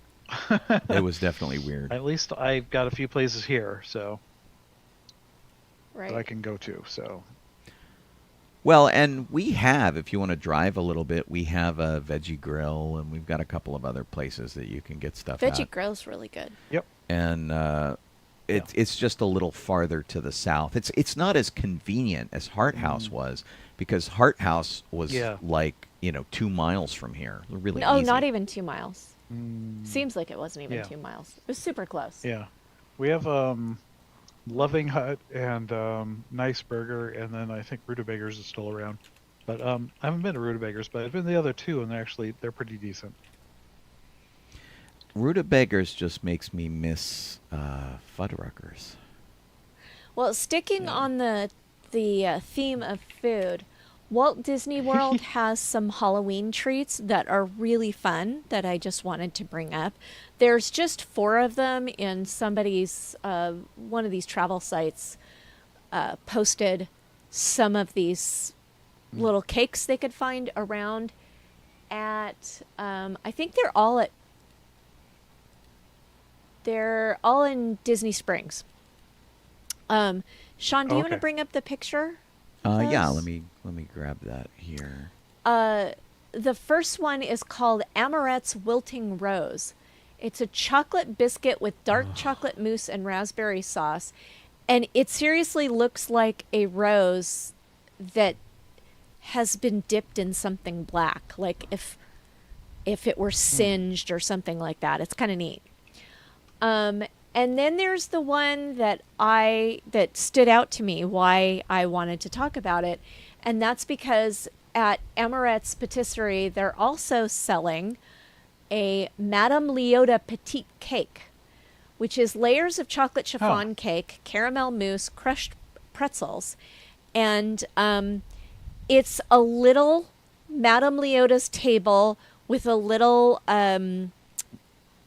tablecloth Excuse me. and the globe that her head is in and little candles. It's really cute. Yeah. And were I in the Florida area, I would go to Disney Springs to get this because it's so cute. And let me just say, I hear the people in Florida complain all the time about how they don't get anything cool. Hush you. Yeah, because this is pretty cool. You guys get cool stuff all the time. You just forget whenever they announce something over in California that you don't get. You just get sad. Yeah. You get plenty of cool stuff. And then to round out the rest of this story, because it's there, they've got a, I think this is a Monsters, Inc. No, it's not. It's a Maleficent cone. How could I? That's funny. confuse It those two? actually Okay. does make me think more of like Sullivan. Yeah, it looks like Sully Sully? to me. Yeah. Yeah. It's called a Maleficent cone. It's a black vanilla cone filled with pistachio and purple cheesecake soft swirl serve and chocolate horns. And It's on at Swirls on the Water, which is probably like a soft serve ice okay. cream place. And then the final entry is at Marketplace Snacks. It is a Mickey's Pumpkin Waffle Sundae, vanilla soft serve topped with pumpkin caramel and M&M's milk chocolate candy. Now, honestly, I could recreate this one at home. well, and what's funny is Yeah. it's like in a crepe sleeve. Yeah. So I don't know. Maybe it doesn't like hold up under its own weight or something. Well, it's not. It doesn't knows? appear to be a waffle cone. It appears to be an actual waffle. Yeah. It's So they've it's taken a something. waffle and shoved it in a crepe holder Yeah. and then filled it with ice cream. So Was That's kind of odd. Is this an official Disney article or is this? no, this is from Walt Disney World Tips and Tricks. Oh, okay. Because I find it fascinating that that these, especially this one, has not been massaged to be perfect. There's like stuff running down the paper, Oh. and Right. the pumpkin thing is smudged, and they didn't have somebody come in and be like a food stylist and do it, Yeah, which I and appreciate. I really appreciate that. This didn't do is that. was posted Yeah. on September 10th, so I can only imagine that they got these over last weekend. They went and got these treats and took the photos and then put them out, or sometime in the last week. What's neat about the that rose is it's got a little tiny piece of gold flake on it. I see that. It looks pretty Yeah. cool. It's actually quite beautiful for a piece of food. Yeah, And I like that they put like little dewdrops at the top. That's very cute. it's very well done. Yeah, it's kind of neat. So, Now I want to go to Amorette's Patisserie, which is now I'm going to go look at the menu for that. Well, Sean talks about whatever he wants to talk about next. oh, let's see. I think the only thing we have on here that we promised to talk about was Spider-Man 4, which has finally announced a director. Destin Daniel Cretton is going to take it on. He's the guy who was behind Shang-Chi and the Ten Rings, which I actually liked. I thought it was Oh, pretty good. good. So, Me too. So he did that. He's also done a couple other movies called I Am Not a Hipster, The Glass Castle, Just Mercy. But really his own sort of sci-fi thing seems to, or comic book thing seems to be Shang-Chi. And Tom Holland is back, of course, which, you would expect. And Yeah. it'll continue Man. on with that. So Yeah, I hope they don't. Yeah, I hope they figure out what got messed up or fixed in the third movie. So well, maybe John Watts was We'll just see. tired. So John Watts directed the previous three. He's actually doing Yep. the Brad Pitt, George Clooney movie called Wolves. Yep. which could be interesting. But remember when they were going to do the Kang Dynasty? yeah, And then yeah. they had to get rid of Jonathan That- Majors. That's what Cretton was Yeah. supposed to do. He was supposed to do Avengers: The Kang Dynasty. Yeah. And now, of course, they have to rethink all that because Jonathan Majors is unsavory. I guess is the third part. Yeah. Anyway, they don't have any plot information. Chris McKenna and Eric Summers are writing the script. Amy Pascal and Kevin Feige are producing. I mean, it's more of the same, but on the plus side of things, I mean, I've really enjoyed the Tom Holland entries in Spider-Man, and I hope they, keep them good. And I like that they're sort of distinctive from the normal MCU stuff, and I think that's kind of partially because Sony owns them. Yeah. And so it's kind of nice. It's they look different than the typical MCU stuff, but they dovetail nicely with them. So yeah, I'm pretty pleased with that. Yeah. Nice. Jeff, what do you want to Exactly. talk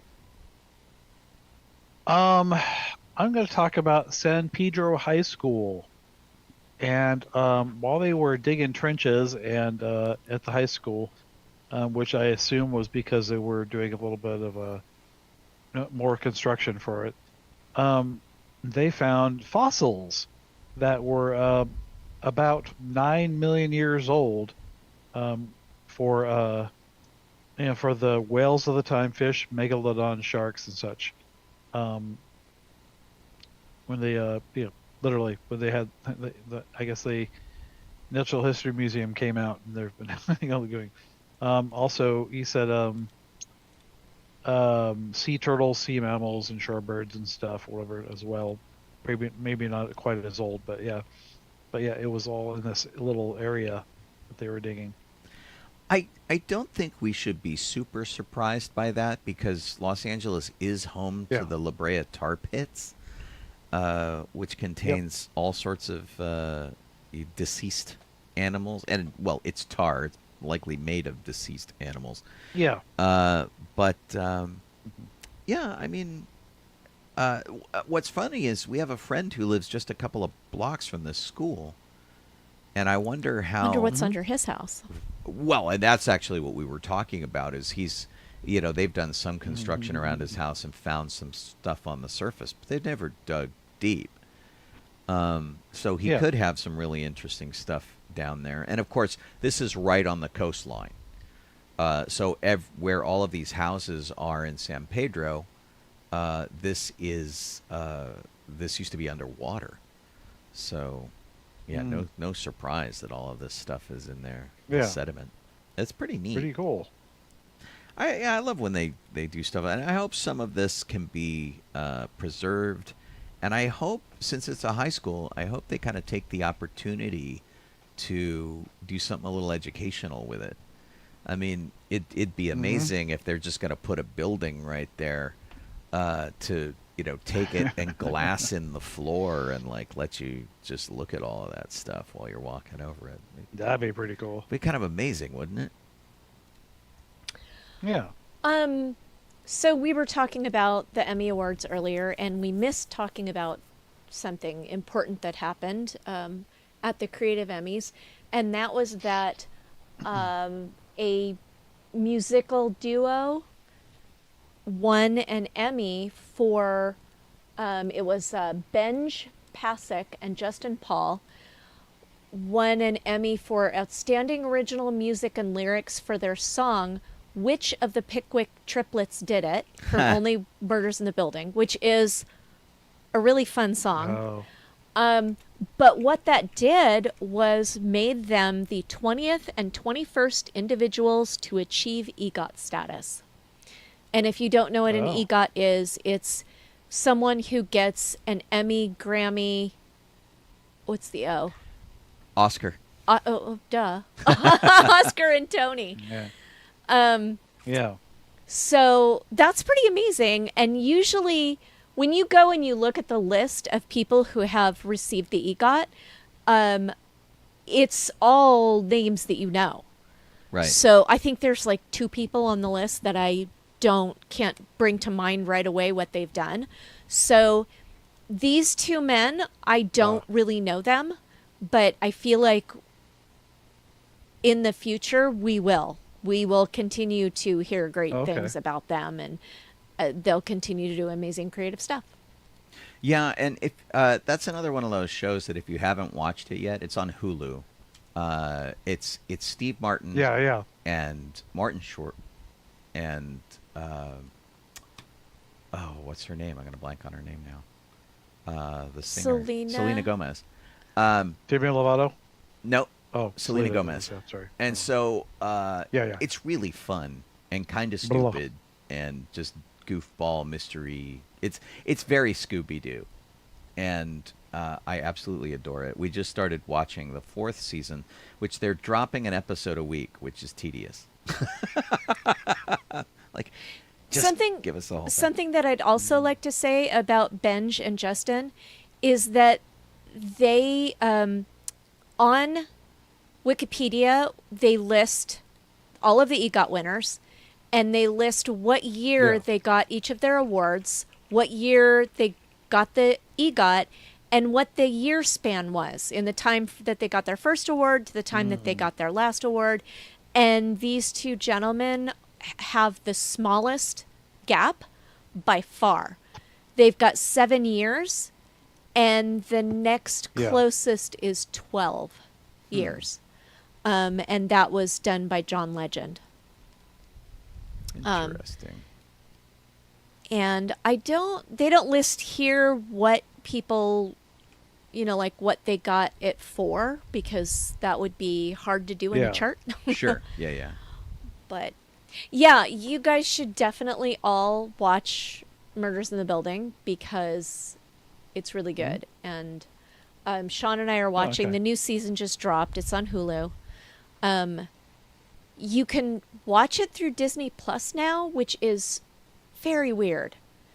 I don't know if anybody else has experienced this who has Disney Plus, but you go in now and there's all sorts of stuff in Disney Plus that you wouldn't expect to see in Disney Plus, all sorts of adult type of entertainment. And when you click on it, you get a commercial, which you're like, wait a minute, I paid my Disney Plus premium service, but for Hulu, we only have Hulu with commercials, so it shows us commercials because it's Hulu, even though it's on Disney Plus. It breaks my brain. Yeah. Totally. Yeah. It's because of whatever you had set up your parental controls to be. So if you had it still as like if the parental was still set for like family, then you wouldn't see any of those. Yeah. I don't think ours is set for family. Ours is like not open. We've never turned any of that stuff on. Yeah, and Disney Plus also won't allow you to not have a kids account, and a lot of the streaming services do that, which is weird. So like we have Sean's account and Colleen's account, which aren't separate accounts, they're users, and we have a kids, even though we don't have any kids and we've never set up a kids account. Okay. Streaming is weird. Sean. Gotcha. There's been a reveal of sort of a fan favorite character, comic character, goes way back, which is Red Sonja. They're making another movie for Red Sonja. We've had one already. And they've done this reveal, which is kind of really interesting. Now, just for frame of reference, Red Sonja is usually all in scale mail armor, and she's mostly naked, typically. And here's a picture, sort of like a bit of a loaded picture. So this is as a cosplay from back in the day. This is Wendy Pini, who's best known for creating ElfQuest. And this was her costume, and this is what she was known for. She was known for being Red Sonja at in 1970s conventions, which is pretty interesting. And the new thing that they're doing is a little bit on the different side. And I'm trying. I just had it open. Here it is. And so let me pop this over here for you. This is the one from the movie that they're doing. So she's more plate armor. She's got some markings on her face, which have been seen in more recent comic versions of her. Okie dokie. And so this is a picture here with this sort of it's like a bird pattern on her face, and she's considerably more clad. It'll be interesting to see how well she can fight in that, and of course it still has the same problem, which is if you're a fighter, why are you leaving your midriff that bare? Yeah. But anyway, a lot of people are very excited by this. I don't know that I've been waiting for another Red Sonja movie, but well, could be interesting. And Yeah. Brigitte the Rose McGowan one Nielsen didn't come out, so. Brigitte Nielsen was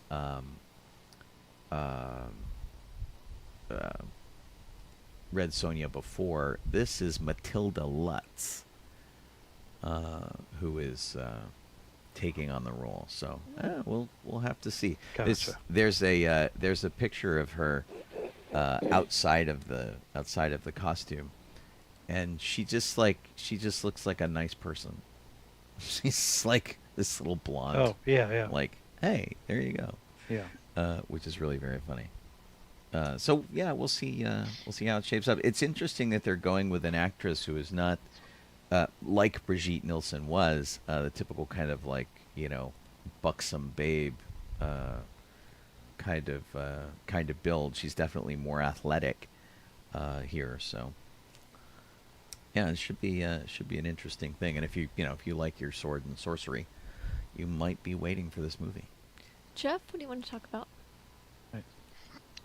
I'm going to talk about Constantine #2, the sequel that they've been trying to put together for the longest time, as the original one came out in 2005.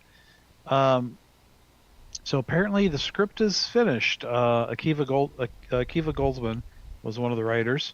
Okay. I guess he finished up this draft, and so now Francis Lawrence is going to be directing. Lorenzo de Bonaventura says he has a script and he's just kind of nervous about it because he wants it to be good and he doesn't want to. He's like, I don't know if I want to read it or not because I want this to be really good. So with any luck, it'll start moving along, and but there's no indication yet if it's going to be tied into the new DCU canon by James Gunn and Peter Safran yet. So no, they haven't commented, but it will come out obviously after the first film of that new universe, which was Creature Commandos, which is coming out soon. So we'll see about that. But I liked the first Constantine. I thought I liked that one a lot. So I hope that they can capture the same aspects that they did with the original film. Nice. Sean, do you have a final thing you want to say? Sure. The Jared Isaacman, who is a tech entrepreneur, has teamed up with SpaceX to do some spacewalks in their brand new space suits on a flight that he chartered.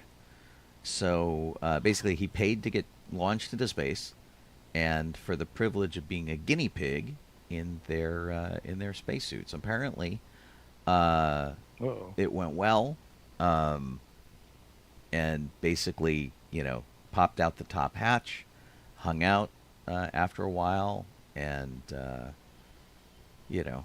he tried to be a little poignant at the time. He says, "Well, back at home, we all have a lot of work to do, but from here, it sure looks like a perfect world." Which, is easy to say because he's a billionaire. Yeah. So, when he comes back, if he does a lot of work to make things better, I will feel better about his little sort of vanity walk in space. Right. Anyway, it was more stretching than walking, and he was completely attached to the ship, as you would want to be, because nobody wants to get lost in space.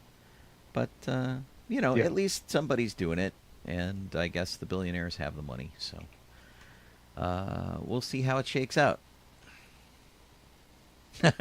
Budala says, well, they needed to test the suits on an expendable person. And a billionaire was available. Right.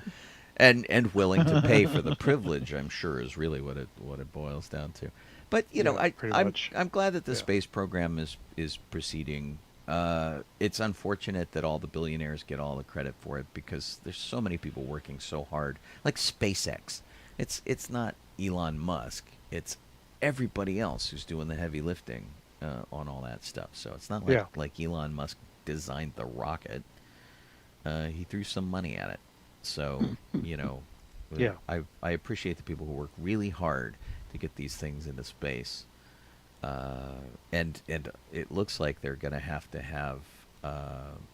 SpaceX save the astronauts who are stuck up in the space station, because Boeing's capsule isn't operating as advertised.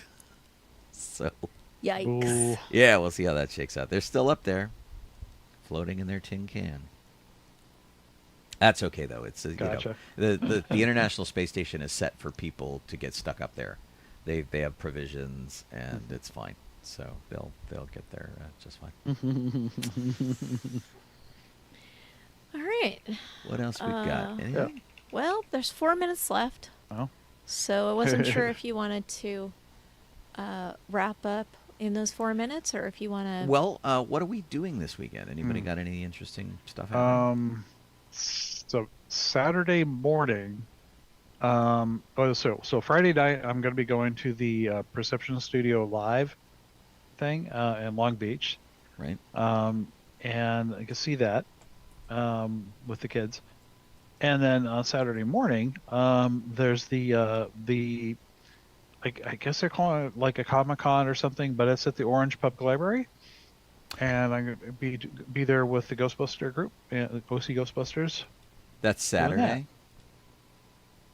Yeah. Okay. I saw that, and I didn't sign up for it, so... Yeah. That's also what I got in probably the BeetleDeuce movie somehow. Cool. And you have a FITM event, Colleen? Well, I don't. Oh. Well, that's too bad. Yeah. It's a long story. Boo. But let me tell everybody, it's a pretty cool event. If you are a member of Costumers Guild West locally here in Southern California, there was, I don't know if you would call it a bequest, but there was a donation made for the purposes of education. And so what it has been put towards is that the Fashion Institute of Design Merchandising, which is now ASU FITM, because it's owned by Arizona State University, they're doing a tour of their back rooms and showing people details on costume of past eras, neat. clothing of past eras. And all you have to do, it's very inexpensive to go. I think, if I recall, you only have to pay for the parking, and even that's being reimbursed. Wow. So you just have to be a member of CGW, and there will be 4 of these events coming up. So even if you, it's hard to get there for this week, but if that's the kind of thing you're interested in, join CGW and be able to go on one of these later on. And now it's 8:59. All right. I don't know what I'm doing this weekend. Maybe I'll add into Jeff's Ghostbusters thing, or I was thinking of going Friday night to the puppet thing, but obviously haven't bought tickets or anything. So we'll figure it out. I don't think they're sold out yet. We got our COVID and flu shots, so I've been kind of floopy this week. I've been breaking stuff in the kitchen. It's like I have sucked this week. It's been pretty rough. But yeah, we'll see. To you guys who have been hanging out, thank you so much for all of your chatting over on the chat. We appreciate you wherever you're watching us, on Facebook or Twitch or YouTube. I was thinking Instagram. I'm like, we don't go to Instagram. and listening to us on sci-fi.radio, which apparently was a problem. We'll see if I can get that fixed. Or, make the adjustment to make it work. I know how to make it work if I beat it with a hammer. We'll see. But we will all come back next week. I hope you guys have a really terrific one. And I'll be on the air tomorrow, of course, for my 9 a.m. show here on sci-fi.radio. I'm Colleen Kaylee Crosby. This is just a little Donoho. I am Sean Obi-Shawn Crosby. As always, May the force Force be with you. And thanks, Kit. Love ya. Thanks, Kit. Thank you, Kit. We'll see you later. Good night, everybody.